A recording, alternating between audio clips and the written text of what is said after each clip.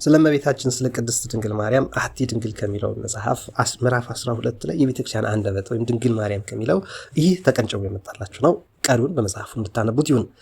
ጌታ ሰው በሆነ ጊዜ በቅዱስ ገብርኤልና በመቤታችን መካከል የተደረገው ብስራት ወይም ቃለ ምልልስ የቤተክርስቲያንና የእግዚአብሔር ንግግር መሆኑን እንረዳለን።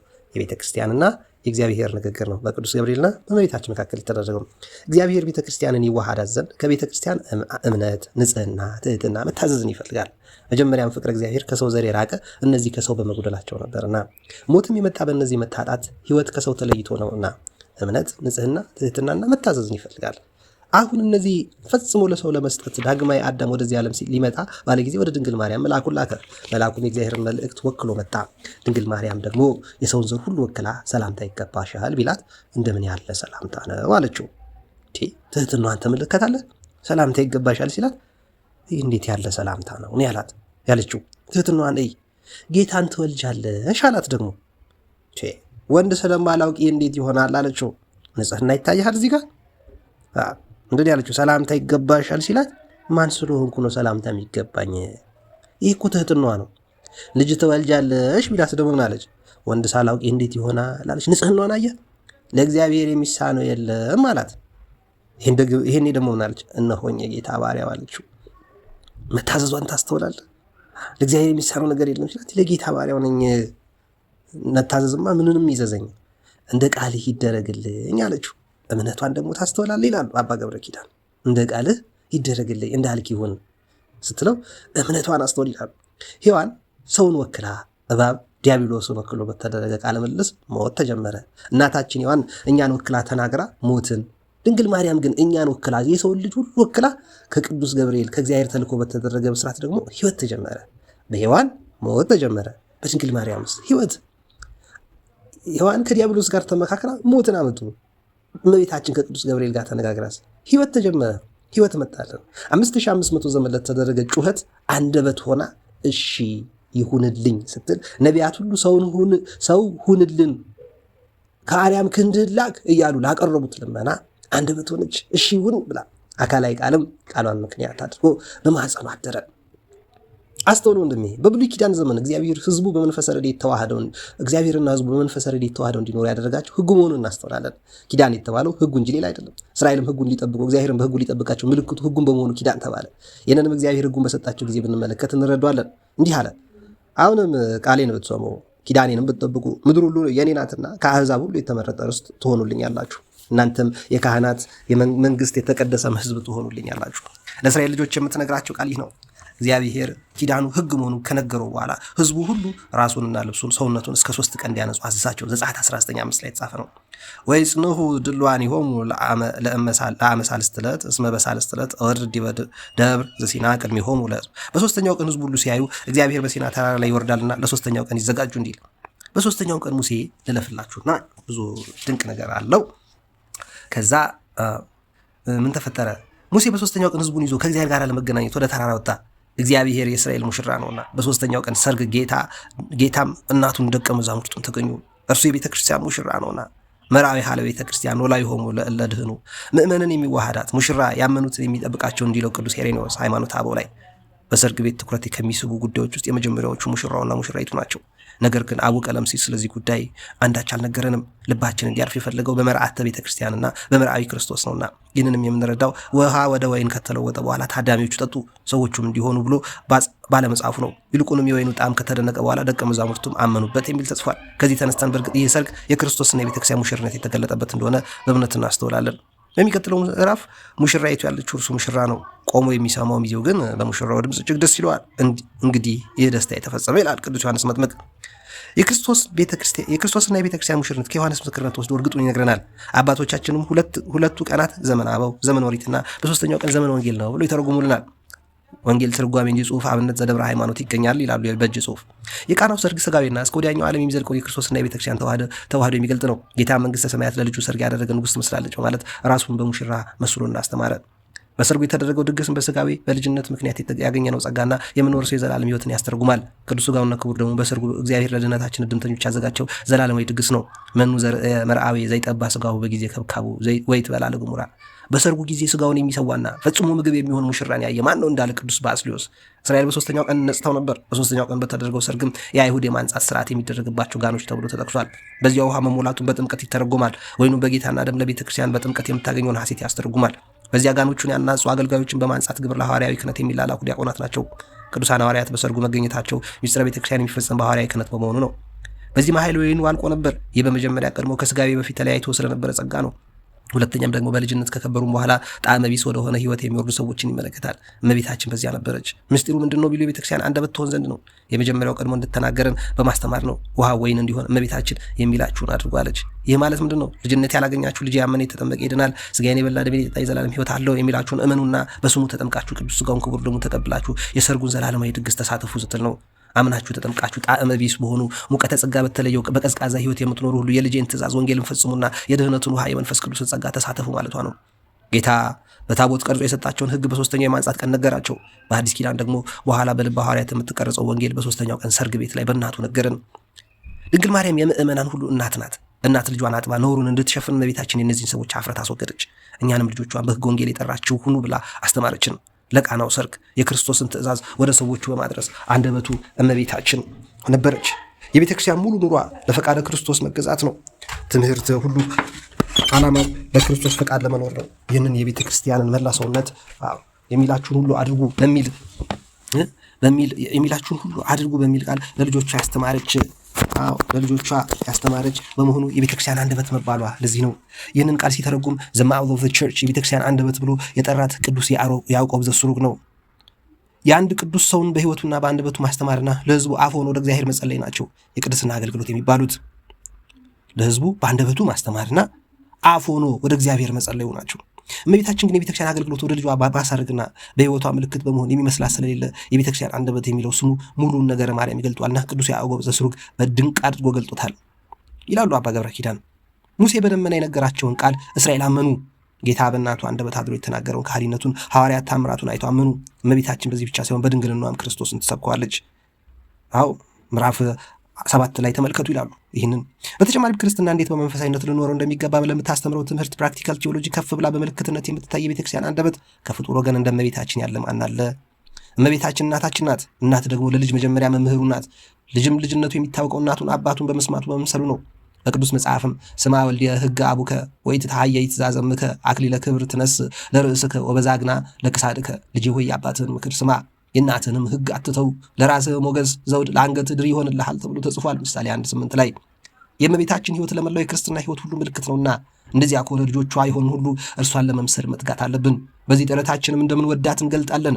ከአበው አንዱ እንዲህ ብሏል ከውጭዎቹ If we love Mary we must seek to imitate her, for this is the greatest honor we can pay her. Those are my call themselves true children of Mary who strive to imitate her life. በእርግጥ እመቤታችንን የምንወዳት ከሆነ እርሷን ለመምሰል አጥብቀን መሻት አለብን። ለእርሷ የምንሰጠው ታላቅ ክብር ይህ ነውና የእርሷን ሕይወት ለመምሰል የሚተጉ ሁሉ እውነተኛ የድንግል ማርያም ልጆች ነን ማለት ይቻላቸዋል። እርሷን ለመምሰል የሚተጉ ሁሉ እውነተኛ የድንግል ማርያም ልጆች ነን ማለት ይቻላቸዋል። እንግዲያ ታዲያ እመቤታችን እናታችን ናትና የኑሯን ሕግ እንከተል ዘንድ ለቤተክርስቲያን አንደበት ሆና ታስተምረናለች። ከመላው የመንፈሳዊ ትሩፋቶቿ ጥቂቶቹ እነሆ እንደሚከተለው ቀርበዋል። እነዚህ ንዑሳን አርዕስት የነገረ ድኅነት ሱታፊዋን በተናገርንበት ክፍል ያነሳናቸው ቢሆንም አሁን ግን አብነት በምትሆነን መልኩ ስላቀረብናቸው ለይተን እንመለከታቸዋለን ያሉ እነዚህ እመቤታችን በእርግጥ የምንወዳት ከሆነ ልንመስላት የሚገባባቸው ነገሮቿ ምንድን ናቸው? ትህትና። ሌላስ? ከትህትና ውጭ ሌላ ምን አለ? ፍቅር። ምን አይነት ፍቅር ነው ያላት እመቤታችን? ከዛስ እምነቷን፣ ከዛስ ተስፋዋ፣ ከዛ ንጽህናዋ፣ ከዛ ምንም የሌላት ድሃ መሆኗን፣ መታዘዟ፣ ትዕግስቷ፣ የጸሎት ሕይወቷ እጅግ በጣም ይመስጣል። እኔ የመጨረሻውን ቃል የጸሎት ሕይወቷና የመጀመሪያውን ትህትና ብቻ ላንብብ። የበረሃውን ሕይወት የደመቁበት አበው እንዲህ ይላሉ። ትህትና የመንፈስ ፍሬዎች ስለ ምግባራት ሁሉ መሰረት ነው። humility is the foundation of all the virtues ይላሉ። ትህትና ከሰውነት ስትለይ ሁሉም ይለያሉ። ጌታ ለዚህ ነው የመጀመሪያ ስራውን ትህትና ያደረገው። በትህትና ወደዚህ ዓለም ወረደ መባሉ እኮ በዓለም ያልነበረ ሆኖ አይደለም፣ ትህትናው ነው እንጂ። በመንክር ትህትና ወረደ እግዚአብሔር ቃል፣ ድንቅ በሚያሰኝ ትህትና የእግዚአብሔር ቃል ሰው ሆነ እንዲል ቅዱስ ያዕቆብ ዘስሩግ ሃይማኖተ አበው ላይ ስለ ጌታ በደንብ ተጽፏል። የጌታ ልዝልና መልአኩ ሰላምታ ባቀረበላት ጊዜ እንዴት ያለ ሰላምታ ነው አለች እንጂ በይገባኛልነት ተቀብላ ዝም አላለችም። ጌታን ትወልጃለች ብሎ ተነጋግረው ከፈጸሙ ብስራቱን አምና ከተቀበለችው በኋላ የአምላክ እናት መሆን ይገባኛል እሺ አላለችም።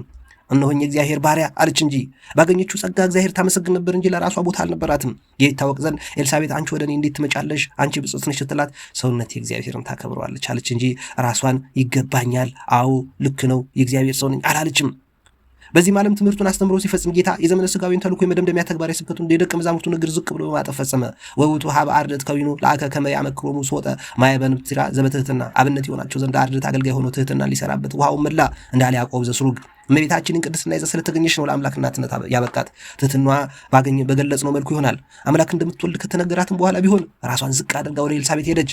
3 ወር አብራ አገለገለች። የአምላክ እናት ወደ ነቢዩ እናት በመሄዷ ጌታ ከእናንተ ታላቅ ሊሆን የሚወድ የእናንተ አገልጋይ ይሁን ብሎ ገና ሳያስተምር እመቤታችን ይህን በተግባር በማስተማር የክርስቶስ መልእክተኛ የቤተክርስቲያን አንደበት ሆና ተገኘች። ልጇ በሚከብርበት ቀን ታይ አትልም ነበር። በሆሳዕና ዕለት ለጌታ ያ ሁሉ የንጉስነት ክብር ሲሰጠው እርሷ ፊት ለፊት ወይም በኋላው ለመታየት አልፈለገችም። በስደቱ ግን አብራው ነበረች። በሞቱ አልተለየችም። የሐሰትና የነቀፋ መቀበል ፍጹም ትህትና ምንድን ነው ቢሉ ወፍጻሜ ትህትና ውእቱ ጸቢረ ውዴተ ሐሰት። ፍጹም ትህትና በሐሰት የተነገረውን ደስ ብሎት በመቀበል ትታወቃለች ይችላል። በሐሰት የነገረውን ደስ ብሎት በመቀበል ትታወቃለች ይችላል። እመቤታችን ስለ እርሷ ከአይሁድ የሚነገረውን ሁሉ በደስታ ትቀበለው ነበር እንጂ መልስ አልሰጠችም። ልቦኗም አልታወክም። ጸጋን የተሞላች ስትሆን መንፈስ ቅዱስ ያጋረዳት። ከሰላምታዋ የተነሳ በኤልሳቤጥ መንፈስ ቅዱስ የሞላባት ስትሆን ጸጋ መንፈስ ቅዱስን ከሚሹ ከሐዋርያትና ከሴቶች ጋር ለጸሎት ትተጋ ነበር። ጸጋንማ ሔዋንም ገንዘብ አድርጋ ነበር። የትህትናዋ መዝገብ ተሰብሮባት ነው እንጂ እመቤታችን ግን የጸጋዋን ዕንቁ በትህትናዋ መዝገበ ሰውራ የያዘች ልባም ዕቃ ናትና የአጋንንት ሊነጥቋት አልተቻላቸውም። ይልቁንም እርሷ ነጠቀቻቸው። ይህን ልባምነቷን ነው ቅዱስ ያሬድ እንዲህ አለው። ጠባብ ወትህት በቤተ መቅደስ ዘልህቀት ወለተ ዳዊት ቀጸበቶ በትእምርት ለዘወረዳ እምልዕልት እፎ እያፍርሃ ገብርኤል ዘዜናዋ በሃዳስ ስብከት ዘዘርአ ውስተ እዝና እምቃሉ ሰሚዓት ወክፈት በልብ ለሐዲድ ውስተ ከርሳ ደብተራው ሰማያ። እንዲህ ይላል በአማርኛው። በቤተ መቅደስ ያደገች ትህትናን የተመላች ልባም የዳዊት ልጅ ከሰማይ የወረደውን በምልክት ወደ እርሷ አሳበችው። አዲስ ብስራት ያበሰራት ገብርኤል እንደምን አላስፈራትም? በጆሮዋ ያበሰራትን ቃሉን ሰምታ በልቧ አመነችው። በማኅፀኗ ለማደር መቅደሱ አደረጋት በማለት የዘመረው ይላሉ። ዘታኅሳስ ማርያም እስመ ለዓለም ላይ ይገኛል ይላሉ። አንብበን የማናውቀው ወንድም እህቶቼ የቅዱስ ያሬድ ድርሰት ነው። የዛሬ 1500 ዓመት የደረሰላት። ይህ እንግዲህ ትህትናን ያሳያል። ፍቅር አላት እመቤታችን። እንዴት ፍቅሯ ጣዕም እንዳለው ከአባ ገብረ ኪዳን መጽሐፍ ተመልከቱት። እምነቷ እጅግ የሚደንቅ እንደሆነ ቀደም ብለን አይተናል። ያንን እምነት ይዞ መገኘት በጣም ይገባል። እጅግ ተስፋ የምታደርግ እናት ነች። አዎ ጌታ እንደምትወልድ እየተነገራት ግን መከራ ሂጂ ስትባል ለመከራ እንዲህ ያላለች ገሸሽ ያላለች ነች። ንጽህናዋ ሁለት ወገን ነው። እሱንም ተመልከቱት ከመጽሐፉ። ድሃ ነች፣ ምንም የላትም። በ15 ዓመት ብላቴና የከብቶች በረት ነው የወለደችው። አዋላጅ አልነበራትም። ሆስፒታል አልሄደችም። ዶክተሮችና ሐኪሞች፣ አማካሪዎች፣ ነቢያትና ሐዋርያት አልነበሯትም። በመከራና በችግር በከብቶች ግርግም ውስጥ መላእክት እየዘመሩላት እረኞች ምስኪኖቹ እያጀቧት ነው የወለደች። እንዴት ያለ ትህትና ነው! እንዴት ያለ ድህነትስ ነው! በድህነቱ ውስጥ እኮ ባለጸጋው ዓለምን የፈጠረ ጌታ ነው። እጅግ ትህትናዋ፣ ፍቅሯ፣ ድህነቷ፣ ሁሉ ነገር ትምህርቷ አለው። መታዘዟ ነው። መታዘዟም አስደናቂ ነው። ትዕግስቷ ይታያል በዚህ ውስጥ። በዘንባባ እሾህ መዋያ አሸናፊ ነው። እሷ ግን በእሾህ መካከል ያበበች አበባ ነች። ጸሎቷም አስደናቂ ነው። ጸሎቷን እኔና እናጠቃልል። አስቀድመን እንደተናገርን እመቤታችን በመጽሐፍ ቅዱስ በተለይ በሐዲስ ኪዳን በግልጽ የተነጋገረችባቸው ጊዜያቶች ጥቂት ናቸው። የመጀመሪያው ከቅዱስ ገብርኤል ጋር የተነጋገረችው ነው። ቅዱስ ገብርኤል ባበሰራት ጊዜ 4 አረፍተ ነገሮችን ከአንደበቷ ወጥተዋል። ይህ እንዴት ያለ ሰላምታ ነው የሚል ነው። ይሄ ትህትናዋን ይገልጻል። ሁለተኛው ወንድ ሳላውቅ እንዴት ይሆናል ያለችው ነው። ይሄ ንጽህናዋን ያሳያል። ሶስተኛው እነሆ የእግዚአብሔር ባሪያ አለች። ይሄ ደግሞ መታዘዟን ነው። አራተኛው እንደ ቃልህ ይደረግልኝ አለች። እምነትና ጸሎቷ ነው። ወደ ኤልሳቤጥ በሄደች ጊዜ ከሰላምታ ቀጥላ የተናገረችው ሙሉ ጸሎት ነው። አንድ ሰው ከአክስቱ ጋር ረጅም ጊዜ ቆይቶ ቢገናኝ፣ በዚያውም ላይ ብዙ ጊዜ የቆየ ችግር ከተፈታላት አክስቱ ከጸነሰች 6 ወር የሆናት አክስቱ ማለት ነው።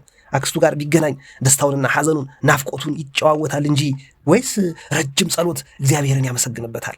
ምን ያህል የጸሎት ፍቅር እንደነበራት እመቤታችን ተመልከታት እስቲ። አይነ ልቦናዋን እግዚአብሔር የሚመለከቱ እንደሆኑ አስተውል። ጸሎት እግዚአብሔርን መውደድ፣ እግዚአብሔርን በናፍቆት መፈለግ፣ አምላክን የማነጋገር ውድ ቀጠሮና ታላቅ ስጦታ ነው። ነገር ግን የሆነ ጊዜ እንደ ዘገባ አንብበው የሚወጡት ግዴታ አይደለም። ጸሎት ላለማቋረጥ ዋናው መንገድ ጸሎት የሚወደንን አባታችን ለማነጋገር የተፈቀደልን ታላቅ ፈቃድ መሆኑን መረዳት ነው። አባታችንን አምላካችን እግዚአብሔርን የምናነጋግርበት መሆኑን መረዳት ነው። የትኛውን ንጉሥ ነው በፈለግነው ጊዜ መጥራት የምንችለው? እግዚአብሔር ግን ቦታ ሳይወስን ጊዜ ሳይገድብ ሰው ሳይመርጥ ሁሉንም ለመስማት ፈቅዷል። ይህን የተረዳች ነፍስ በየጊዜውና በየቦታው ፈጣሪዋን ታመሰግናለች። አጋጣሚውን ሁሉ ለጸሎት ለምስጋና ትጠቀምበታለች። እመቤታችን በፍቅር እግዚአብሔር ልቦና የታሰርላት ናት። የትም መቼም ታመሰግናለች። ቤተ መቅደስ ውስጥ በጸሎት ነበረች። ዘመኗ ሁሉ ጸሎት ነው። ንግግሮቿ ቁጥብ፣ ቃላቷ ከወርቅ የነጠሩ፣ አንደበቷ ለጸሎት ብቻ የሚተጋ ውብ መንፈሳዊት ሀገር ናት። ጌታ በቤተ መቅደስ ፈልጋ ባገኘችው ጊዜ ስንፈልግ ለምን እንዲህ ያደረግ ካለችው ይህም ፈቃድ እግዚአብሔርን መጠየቅና ጸሎት እኮ ነው። አዎ ስንፈልግህ ነበረ እኮ ነው። በቃና ዘገሊላ የሚላችሁን አድርጉ ያለችው ትምህርት ይሆናል። ወይን እኮ የላቸውም ግን የሚለው ንግግሯ ጸሎት ነው። እኛም ያስለመድናቸውን ጸሎቶች ባለማቋረጥ ልጆቿን መሆን ዘንድ ይህን የምታስተምረን የቤተ ክርስቲያን አንደበታችንን እንዳንዘነጋት አባ ገብረ ኪዳን ገጽ 600 አካባቢ ላይ 601 2 3 4 5 ከ585 ጀምሮ ያለውን ቀጨብ እያደረጉ ከፋፍ እያሳይቻችኋለሁ። ወንድም እህቶቼ ትህትኗ፣ ፍቅሯ፣ ሰላሟ፣ ትዕግስቷ፣ መታዘዟ ይህ ሁሉ ስለዚህ ቅዱስ ያዕቆብ ዘስሩግ እንዳለ እመቤታችን ይወዳታል የሚል ሁሉ እመቤታችን እንደኖረችው ሊኖር ይገባዋል። አዎ እመቤታችን ወዳታል የሚል እሱ ድገምላችሁ በእንግሊዝኛውም በአማርኛውም if we love Mary we must seek to imitate her for this is the greatest honor we can pay her. Those are my call themselves true children of Mary who strive to imitate her life. አባ ገብረ ኪዳን ይህን ሲተረጉሙት እመቤታችንን የምንወዳት ከሆነ እርሷን ለመምሰል አጥብቀን መሻት አለብን። ለእርሷ የምንሰጠው ታላቅ ክብር እርሷን መምሰል ነውና የእርሷን ሕይወት ለመምሰል የሚተጉ ሁሉ እውነተኛ የድንግል ማርያም ልጆች ነን ማለት ይቻላቸዋል። እርሷን ለመምሰል ደግሞ ትህትና፣ ትዕግስት፣ ፍቅር፣ ጸሎት፣ ሰላማዊነት፣ ታዛዥነት፣ እኔ ለጌታ ባሪያው ነኝ ማለት፣ ነፍሴ እግዚአብሔርን ታከብረዋለች ማለት፣ ለጸሎት መፋጠን፣ ዘመድ ለመጠየቅ መፋጠን፣ ጠይቀን በነፍቆት ስትገናኝም እግዚአብሔርን ለማውራት እጅግ ስለ እግዚአብሔር ተመስጦ በሕይወት እንደመቤታችን እንደ ቅድስት ድንግል ማርያም ከመላእክት ጋር ስትነጋገር ይህን ለመፈጸም ያስፈልጋል ማለት ነው። ይህንን ዛሬ በዕለተ ድንግል ማርያም ለየካቲት 1 መታሰቢያ እንዲሆን እናንተም መጽሐፉን ለማንበብ እንድትተጉ እንዲያነሳሳችሁ አንብቤላችኋለሁ። ኃይለ ጊዮርጊስ ነኝ። ሰምቶ ከማጉደል ቀርቦ ከመራቅ ጀምሮ ከማቋረጥ ተቀድሶ ከመርከስ እግዚአብሔር አምላካችን ሁላችንን ነው የሚጠብቀን። እንደ እመቤታችን እንደ ቅድስት ድንግል ማርያም ነፍሴ ጌታን ታከብረዋለች፣ መንፈሴ በመድኃኒቴ አምላክ በእግዚአብሔር ደስ ይላታል፣ እርሱ የባሪያይቱን መዋረድ አይቷልና እነሆ ከዛሬ ጀምሮ ትውልድ ሁሉ ያመሰግነኛል ያለችን መብርሃን እንድንመስላት በትሕትናም በትዕግስትም በፍቅርም በሰላምም እግዚአብሔር አምላካችን ይፍቀድልን። ጸሎት ልመኗ ምልጃዋ ከሁላችን አይራቅ። ጣዕሟ በአንደበታችን ፍቅሯ በልቦናችን ይሳልብን። እናቱን የወደዳት መርጫታለሁና በእርሷ አድራለሁ፣ ይህች ለዘላለም ማረፊያዬ ነች አለ። እናቴ ሆይ ከአንቺ ጋር ምን አለኝ ያላት ልጇ መድኃኔዓለም ኢየሱስ ክርስቶስ አክብሮ ያስከበራት ገና ሚስጥሯ ገና ሕይወቷ ተፈልቅቆ ተፈትሎ ያላለቀ ገና ስንት የሚገለጥ ነገር ያለ ጣዕመ መንግሥተ ሰማያት ምረረ ገሃነመ እሳት ለገባቸው ብቻ የሚረዳቸው ለሃይማኖት፣ ለምግባር፣ ለጸሎት፣ ለፍቅር፣ ለስምምነት አብሮ ለመኖር ይችን ምድር በእውነት ሰርተውባት ለመኖር ለሚሹ ሰዎች የምትረዳ የሆነች የምታበራ ኮከብ ነች። ይቺ ጌታ ምልክት አድርጎ የሰጠን መብርሃን የካቲት 1 ቀን ልደቷን እናስባለን። ለልደቷ እንዲሆን ይህንን በበኩል አንብቤላችኋለሁ። መጽሐፉን ገዝታችሁ እንድታነቡት የቀረውን እንድታሟሉት በሕይወታችን ደግሞ በየዕለቱ መጽሐፍ እንድንሆን እኛ ራሱ ጌታ ቅዱስ ጳውሎስ እንዳለ እናንተ የምትነበቡ ወንጌሎች ናችሁ እንዳለ የምትነበቡ ወንጌል ከሁላችን በላይ ድንግል ማርያም ነች።